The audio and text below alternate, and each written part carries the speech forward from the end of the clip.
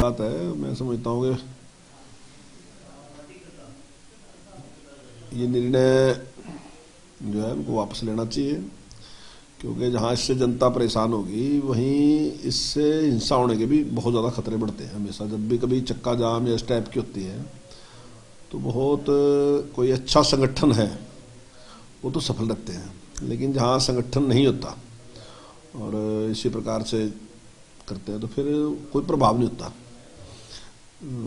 किसी का भी प्रभाव ना होने की वजह से जिसके जो जी में आता है वो उसी प्रकार से व्यवहार करता है और उसमें हिंसा होने के ज़्यादा चांस रहते हैं। जैसे अभी आपने देखा ही है कि जिस समय बातचीत हुई उस समय तो ये बात हुई थी कि दिल्ली के बाहर वो सब प्रदर्शन करेंगे, लेकिन जब सारा कुछ उन जो घटित हुआ है तो उसके बाद उन्होंने हाथ खड़े कर दिए। उन्होंने कहा कि भाई हमारा तो कोई रोल नहीं है इसमें, और सारा अचानक घट गया और उस पर उन्होंने आरोप भी लगाए कि वो तो सरकार के आदमी थे, दूसरा इस प्रकार के आरोप लगाए उन्होंने। तो जब कंट्रोल में तो तब इस प्रकार की घटनाएं होती हैं। तो मेरा मानना ये है कि चक्का जाम जैसी कोई भी काल उन्हें नहीं देनी चाहिए थी, और दी तो वापस लेनी चाहिए, क्योंकि शायद उनके कंट्रोल, मुझे नहीं लगता कि वो उस पर कंट्रोल कर सकेंगे वो। एक सबसे जो बड़ा मसला ये है कि सर आज जींद में महापंचायत थी और राकेश टिकैत वहां पहुंचे, उन्होंने फिर एक बार भाजपा सरकार पे शब्दों से वार किया। उन्होंने कहा कि ये सरकार भी खतरे में है और किसान समझ रहा है कि अब उसको अगला विकल्प क्या चुनना चाहिए। जो दिल्ली की सीमाओं पर कील कांटे लगाए गए उनको लेकर के वो सीधे कटाक्ष कर रहे हैं कि सरकार नहीं, वहां के राजा डर गए हैं और शायद इसीलिए कील कांटे लगा दिए हैं। आपको क्या लगता है सर कि क्या माहौल चल रहा है? देखिए, ऐसे में सरकार की जिम्मेदारी है कि अगर इतनी बड़ी संख्या में लोग दिल्ली में अंदर घुस जाएंगे तो मैं समझता हूँ सारी व्यवस्था फैल जाएगी। तो ऐसा रोकना सरकार की जिम्मेदारी है। वैसे तो जिम्मेदारी सबकी है, जो उस आंदोलन से जुड़े हैं उनको भी हर बात की जानकारी। वो अगर आंदोलन चला रहे ना तो देश में कुछ कोई बात कहना चाह रहे हो, सरकार से कहना चाह रहे हैं, उनको पूरा पूरा टाइम मिल रहा है अपनी बात कहने का। और सबसे अच्छा तरीका होता है कि देखिए, जो आपने प्रतिनिधि चुन रखे वो लोकसभा में अपनी बात रखेंगे तो आप उनके ऊपर निगरानी रखिए, उनको कहोगे अपनी बात रखें। वो एक प्लेटफार्म है बात कहने का, और प्रजातंत्र में हुई है। दूसरा, आंदोलन तब होता है ज़्यादा जब सरकार बात सुनती नहीं है। सरकार ने कहा हम नहीं बात सुनते तो फिर आंदोलन करना पड़ता है। लेकिन जब सरकार तैयार है बात सुनने के लिए, और सरकार ने पहले भी कहा कि हमारे दरवाजे खुले हैं, आप आओ, हम बातचीत करने के लिए तैयार हैं। माननीय प्रधानमंत्री जी ने भी कहा कि हम बातचीत के लिए तैयार हैं, चाहे वो केंद्र में की बात है और चाहे स्टेट की बात है। स्टेट में हरियाणा सरकार ने कहा कि भाई हम इस पर डिस्कशन के लिए तैयार हैं। तो लोकतंत्र में जो सब कुछ है वो है डिस्कशन, अपनी बात रखना। विपक्ष अपनी बात रखेगा, सत्ता पक्ष अपनी बात रखेगा। और जो लोग लोकसभा में या विधानसभा में अंदर नहीं है तो वो कहेंगे फिर हम कहाँ अपनी बात रखें। तो वो भी जनता में अपनी बात रख सकते हैं। वो लोगों को इकट्ठा करेंगे, अपनी बात लोगों को समझाएंगे। देखिए, ये बात उनको लगता है कि ठीक नहीं है, वो अपनी बात समझाएंगे। सरकार अपनी बात समझाएगी कि भाई हमें लगता है कि देख भाई जो हमने किया वो किसान के हित का है, और अपनी तरीके से वो अपनी बात समझाएगी, वो अपने तरीके से अपनी बात समझाएगी। मालिक जनता और जनता ने फैसला करना। लेकिन अगर इस प्रकार से सबके सब करने लगेंगे कि जोर जबरदस्ती लगेंगे करने कि हम रोड जाम कर देंगे, हम बैरिकेड तोड़ देंगे, हम लड़ाई कर देंगे या मारपीट करना शुरू कर देंगे, तो ये कोई लोकतंत्र का तरीका नहीं है। ये इससे बचना चाहिए। राहुल गांधी ने कटाक्ष किया कि सरकार इधर बातचीत करना चाहती है, सरकार को बातचीत का पुल बनाना चाहिए, लेकिन सरकार बातचीत के पुल बनाने के बजाय बैरिकेड्स कर रही है। दिल्ली को भारत पाकिस्तान की सीमा की तरह ट्रीट किया जा रहा है कि तारे, कीले, कांटे, परमानेंट अवरोध बना रही है। आपको लगता है वो किसी ने लिख के दिया उसको? ये जो उसने कहा ना कि भाई पुल बनाना चाहिए तो ये किसी ने लिख के दिया उसको, जिसको लिख के दिया उसने वो पढ़ दिया। तो राहुल गांधी जी हमें बता दें कि क्या करना चाहिए हमें। तो सारी जनता को हम कह देंगे चलो दिल्ली चलो, अंदर दिल्ली में जाके घुस जाओ, मतलब इतने ट्रैक्टर लेके आप दिल्ली के अंदर घुस जाओ, कोई बात नहीं, कोई फर्क नहीं पड़ेगा। तो दिल्ली वाले लोग कहीं बाहर गए हैं ये लोग? दिल्ली वालों के हितों की कोई सुरक्षा नहीं करेगा। या तो राहुल गांधी हमें बताए कि ये इतनी बड़ी भीड़ जो वहां बाहर बैठी है, अगर इसको हम सारी को कह देंगे दिल्ली में चले जाए, तो राहुल गांधी जी अपना मंत्र बता दें, मारते जो सा मंत्र उनके पास है कि जिससे सारे को कंट्रोल करेंगे। मैं है जी।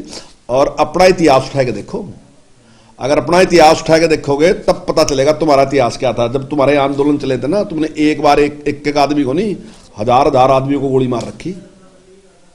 जिस टाइम हिंदी आंदोलन चला था, जिस टाइम गौरक्षा के लिए आंदोलन चला था, आप उस टाइम का इतिहास उठा के देखो कांग्रेस का कैसे क्या। उसकी बात छोड़ दो, बहुत पुरानी बात है। मैं आज तक का जितने भी आंदोलन चले हिंदुस्तान में, और वो अगर इस टाइप के आंदोलन चले जिनमें बड़ी जनता ने भाग लिया, मैं दावे के साथ कह रहा कि कांग्रेस एक आंदोलन मुझे बता दे जिसमें उन्हें गोली ना चलाई हो। एक सिंगल एक आंदोलन बता दे कांग्रेस जब उन्हें गोली ना चलाई हो। ये पहली बार एक ऐसी सरकार है जिसने आज तक इस प्रकार का कोई व्यवहार नहीं किया। इतना सब कुछ होने के बावजूद भी सरकार ने संयम रखा। तो हमें राहुल गांधी की पार्टी की इतनी औकात नहीं है कि वो हमें उपदेश दें। हम ठीक तरीके से काम कर रहे हैं, क्योंकि हम मानते हैं कि जनता हमारी जनता है। ठीक है, नाराज है किसी बात से, कुछ लोग हमारे नाराज हैं, हम समझाएंगे अपने लोगों को। वो कह रहे हैं जो लोग बाहर से महाराष्ट्र से आना चाह रहे हैं, सरकार जानबूझ के ट्रेन को डाइवर्ट करके उनको रोकना चाहती है, लेकिन वो किसान है, वो समझते हैं कि उनका हित और अहित क्या है, इसलिए वो दिल्ली पहुंचेंगे। देखिए, अब ये कुछ बखाने वाले लोग हैं।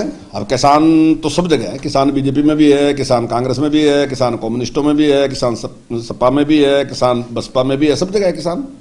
लेकिन किसान के साथ साथ उसकी वफादारी उसकी पार्टी के साथ भी है। पार्टी के लीडर कहेंगे नहीं आप चलो, तो अगर इतनी संख्या को आप ऐसे इस प्रकार से करोगे तो निश्चित बात संख्या के अंदर आने की नहीं है। बात राहुल गांधी से ये पूछो कि जो 3 भी लाइन में कमी होता क्या है, पॉइंट टू पॉइंट बात करना। हम कहते हैं कि लोकसभा में आप हमें ये बताओ कि वो कौन सी धारा है इसमें लिखी जिससे जमीन पे कब्जा होगा। वो धारा बताओ इस देश को कि किससे जमीन पे कब्जा होगा। वो धारा बताओ इसमें कौन सी लिखी जिससे मंडियां समाप्त हो जाएंगी। वो धारा बताओ जिससे देश में ब्लैक हो जाएगी। एक चीज बताया तो दो ना लोकसभा में। लोकसभा में शोर मचाने से नहीं, स्पीकर की कुर्सी के पास जाने से नहीं, कागज फाड़ने से नहीं पता चलेगा। पता चलेगा आपके तर्क से। मुझे अब तक का एक तर्क बता दो कांग्रेस कोई भी जो आज तक तर्क देश की हो। कोई तर्क नहीं है कांग्रेस के पास, ना कांग्रेस के पास तर्क है, ना ही जितने लोग इस आंदोलन का समर्थन कर रहे हैं उनके पास तर्क है, और ना ही उन नेताओं के पास कोई भी एक भी तर्क है। आज तक वो केवल और केवल लोगों को डराने का काम कर रहे हैं। वो कहते हैं कि साहब आपकी जमीन पे कब्जा कर लेंगे, मतलब उनको डराने का कि आपकी जमीन पे कब्जा कर लेंगे, मंडी खत्म हो जाएगी, एमएसपी खत्म हो जाएगी, किसान बर्बाद हो जाएगा। कौन कर लिया कब्जा? वो कह रहे हैं अडानी अंबानी कर लेंगे। आपको लगता है क्या इतने बड़े देश में अडानी अंबानी इतना ताकतवर है कि कुछ जमीन पे कब्जा कर लेगा? लगता है आपको ऐसा? दुनिया में किसी के पास इतनी ताकत नहीं है कि जो किसान की जमीन पे कब्जा कर लेगा। ऐसा कुछ करने की हिम्मत किसी के पास नहीं है। लेकिन जानबूझ के किसानों को डरा के भगा के अव्यवस्था पैदा करना चाहते हैं। एक सवाल और, कैप्टन अमरिंदर सिंह ने कहा कहीं ना कहीं ये जो आंदोलन है उस आंदोलन में पाकिस्तान की अंदर की बड़ी साजिश चल रही है, और पाकिस्तान के जो कुछ खुफिया लोग हैं वो हिंदुस्तान का माहौल खराब करना चाहते हैं। ये कांग्रेस के एक मुख्यमंत्री, पंजाब के एक मुख्यमंत्री कह रहे हैं, कितना सीरियस लेते हैं आप इसमें? देखिए, मैं बिल्कुल सहमत हूं उनसे है, लेकिन जो मेरा मानना है, जो मैं शुरू से एक बात कह रहा कि इस आंदोलन के पीछे सबसे बड़ा हाथ चीन का है। और अभी आप चारों तरफ देख रहे कि इस आंदोलन में आहिस्ता आहिस्ता कम्युनिस्टों के झंडे दिखने शुरू हो गए, और आप देख रहे होंगे बड़ी संख्या में वो झंडे दिखने शुरू हो गए। इस सारे के पीछे चाइना का षड्यंत्र। चाइना चाहता है कि पंजाब को डिस्टर्ब कर दिया जाए उसी प्रकार से जैसे पहले पंजाब डिस्टर्ब रहा। और अगर पंजाब को डिस्टर्ब करते हैं तो निश्चित तौर से सरकार का ध्यान, हिंदुस्तान की पूरी गवर्नमेंट का ध्यान पंजाब की तरफ होगा। वो बजाय तरक्की के कामों में लगने के, जिस प्रकार से और तरक्की के काम, जिस गति के साथ आज हिंदुस्तान तरक्की कर रहा, हिंदुस्तान कोई साधारण देश नहीं रहा। आज पूरी दुनिया हिंदुस्तान की तरफ देख रही है। आज जिस स्पीड से हिंदुस्तान तरक्की कर रहा है, जैसी स्थिति आज हिंदुस्तान की है, तो चाइना चाहता है कि इसको इस प्रकार से डिस्टर्ब कर दिया जाए। आज जहां जहां वो पहले डिस्टर्ब कर रहे थे, चाहे वो जम्मू कश्मीर था, चाहे दूसरे अंदर था, चाहे वो दूसरे छत्तीसगढ़ था, चाहे झारखंड था, जहां जहां उन्होंने उनके जो नक्सलाइट थे, माओवादी थे, जिससे वो डिस्टर्ब कर रहा था, जहां आतंकवादी थे कांग्रेस पाकिस्तान के, वो सारे के सारे शांत हो गए, वहां सारा कुछ ठीक हो गया। अब वो चाहता है कि यहाँ तो वो इसको करने के। हाँ, ये बात सही है कि उसके साथ साथ पाकिस्तान इससे सबसे खुश भी है, और पाकिस्तान के पास जितनी उसकी औकात है उतना सहयोग वो करता है। लेकिन पाकिस्तान कोई बहुत बड़ी चीज़ आज की तारीख में है नहीं कि पाकिस्तान कुछ करेगा, ऐसा कुछ है नहीं। पर जितना उसका है, क्योंकि उसकी इच्छा है कि भारत कमज़ोर हो, उसमें निश्चित तौर से वो लगा है। और हमारे लोगों को, देशवासियों को इस बात को समझना चाहिए और इसकी गंभीरता को समझना चाहिए। आज देश जिस स्पीड से तरक्की कर रहा है तो आज उस पर हमें भी। भारतीय जनता पार्टी के लोग चाहते हैं कि राम मंदिर के लिए धन एकत्रित हो और जाहिर तौर पर हर एक देशवासी का सहयोग हो। आपको क्या लगता है, कांग्रेस का राम के प्रति प्रेम नहीं है या वो लोग जानबूझ के आना ही नहीं चाहते इस मसले में? देखिए, विषय राम मंदिर जो है वो भारतीय जनता पार्टी का विषय नहीं है। राम मंदिर जो है वो यहाँ के सारे समाज का, हिंदू समाज का एक विषय है। वो उसको राम मंदिर बनाना चाहते हैं और मैं समझता हूँ जो कांग्रेस के लोग हैं वो भी हिंदू हैं। अभी ये अपनी अपनी आस्था का विषय है, कौन कितना उसमें रुचि लेता है। और मंदिर बनाने के लिए देखिए कोई भी व्यक्ति है, एक व्यक्ति भी मंदिर बना सकता है, 2 व्यक्ति बना सकते हैं, 4 बना सकते हैं, लेकिन वो मंदिर कुछ लोगों का मंदिर होगा। लेकिन अगर मेरे भी 10 रुपये होंगे वहाँ लगे, आपके भी 10 रुपये लगेंगे, इनके भी 50 रुपये लगेंगे, इनके भी 100 रुपये लगेंगे, तब वो हमारा मंदिर होगा। इसलिए धन एकत्रित किया जाता है। और मंदिर कहीं भी बनते हैं, आपने गांव में भी कभी कभी देखा होगा कि कई बार कुछ लोग कहते हैं कि हम बना देंगे, लेकिन हम की बजाय भी फिर भी कहते हैं कि नहीं, गांव सारा इकट्ठा करके मंदिर बनाएगा, ताकि सब आदमियों को लगना चाहिए मंदिर मेरा मंदिर है, यो फलाने सेठ का मंदिर नहीं है, ये हमारा सब का मंदिर है। तो भगवान राम का मंदिर बनेगा, सुंदर बनेगा, भव्य बनेगा और सारे समाज के सहयोग से बनेगा। एक सवाल और सर, कांग्रेस विधायक दल की आज बैठक हुई, उस बैठक में अमूमन यह निर्णय लिया गया कि जो आने वाला सत्र है उसमें अविश्वास प्रस्ताव लाया जाएगा, सरकार को बताया जाएगा कि आपके लिए खतरे की घंटी बज गई है और वो अपनी पूरी तैयारियां कर रहे हैं कि आपको जो है आने वाला जो सत्र है जिसके लिए तैयारियां भी शायद जल्दी शुरू हो जाएगी, कैबिनेट की बैठक के बाद डेट भी डिसाइड हो जाएगी। वो कह रहे हैं सरकार को सदन में घेरेंगे और सरकार को गिरा देंगे। 6 साल से वो ऐसी तैयारियां कर रहे हैं और 6 साल से वो ये कहते हैं कि सरकार को हम घेरेंगे। आज तक एक भी मौका नहीं आया 6 साल में जब वो सरकार को घेर सके हो। जो झूठ फैलाने का काम कर रहे हैं वो जब लोकसभा में विधानसभा में जब आंकड़े देते हैं ना तो उसके सामने टिकते नहीं है। और आपने देखा होगा कि ज्यादातर टाइम ऐसा होता है अपनी बात कह के वहां से दौड़ जाते हैं, उसका जवाब वो सुनने के लिए बैठ भी नहीं सकते। और अब तक माननीय मुख्यमंत्री जी ने जितनी रिप्लाई दी, मैं दावे के साथ कहता हूं, आप सारी की सारी रिप्लाई आज जब से हरियाणा में आया तब से पढ़ के देख लेना, ऐसी रिप्लाई आज तक किसी मुख्यमंत्री ने दी नहीं होगी जब एक पॉइंट भी मुख्यमंत्री अपने पॉइंट से इधर नहीं आया। जो सवाल पूछा उसका जवाब दिया और सही जवाब दिया, आंकड़ों के सही उसका एक एक बात का जवाब दिया। अब की बार भी वो आएंगे, घेरने गुरने की बात तो छोड़ दो, क्या घेर लेंगे, मेरे पास घेरने गिरने के लिए कुछ नहीं है, लेकिन अगर वो आएंगे तो उनकी एक एक बात का जवाब दिया जाएगा। संसदीय कार्य मंत्री हैं आप, इस बार इंडियन नेशनल लोकदल की कमी नहीं महसूस होगी क्योंकि अखिलेश विधायक थे वो भी इस्तीफा दे के चले गए? तो चलते ही रहता है, अब उन्होंने जैसा ठीक लगा उन्होंने अपना अध्ययन कर दिया। और सर ये जो टेक्निकली बताया जा रहा है कि जो कालका के विधायक को हटा दिया, क्या मतलब इस वो अपील कर सकते हैं या नहीं कर सकते, क्या संविधान क्या कहता है? बिल्कुल बिल्कुल वो अपील कर सकते हैं। अगर कोर्ट ने उसको स्टे कर दिया मान लो तो बात अलग है, कोर्ट का निर्णय। और कोई ऐसा नहीं है कि हमने ऐसा कोई निर्णय लिया, ये एक नियम ही है। अगर किसी भी विधायक को 3 साल की सजा होगी तो वो अयोग्य घोषित होगा, ऐसा नियम है। उसी नियम का पालन माननीय अध्यक्ष जी ने किया।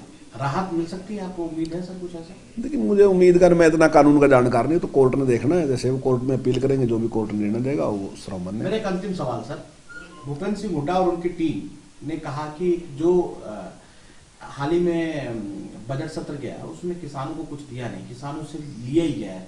आपने डीजल पर अलग सेस लगा दिया, पेट्रोल पे सेस लगा दिया, वो कह रहे हैं कि जो खाद है वो महंगी कर दी। आखिर बीजेपी को क्या चाहती है, किसानों को क्यों परेशान करना चाहती? नहीं देखिए, जिस प्रकार से नहीं किसानों को परेशान कर दिया हमने। मैं हुड्डा साहब से कहूंगा कि हुड्डा साहब अपने पूरे कार्यकाल का ना कागज लेके आ जाए, और हम भी अपने कागज लेके बैठे और वो कंपेयर करें कि हमने किसान के लिए क्या किया और उसने किसान के लिए क्या किया। तब उसको पता चलेगा कि हम किसान के लिए क्या कर रहे हैं। जिस बात की बात कर रहे हैं, एमएसपी की बात कर रहे हैं, दूसरी बात तो हुड्डा साहब ये दिखाएंगे उन्होंने 14 में कितना अनाज खरीदा था, हमने कितना अनाज खरीदा, उन्होंने अपने टाइम में कितना रेट बढ़ाया, हमने कितना रेट बढ़ाया, हमने कितनी जिंसा खरीदी, उसने कितनी जिंसा खरीदी। एक ही चीज, उसने कितना मुआवजा दिया किसान को, हमने कितना मुआवजा दिया। मतलब किसी भी बात पे मैं दावे के साथ कह रहा कि किसी भी चीज पे जो किसान से संबंधित है, हम हर एक चीज पे एक एक चीज पे डिस्कशन करने के लिए तैयार हैं। वो दिखा देते उसने क्या किया था, हमने क्या किया। हमने जितना किसान के लिए किया, भूपेंद्र सिंह हुड्डा जी की सरकार तो कहीं उसके आगे ठहरती नहीं है। धन्यवाद।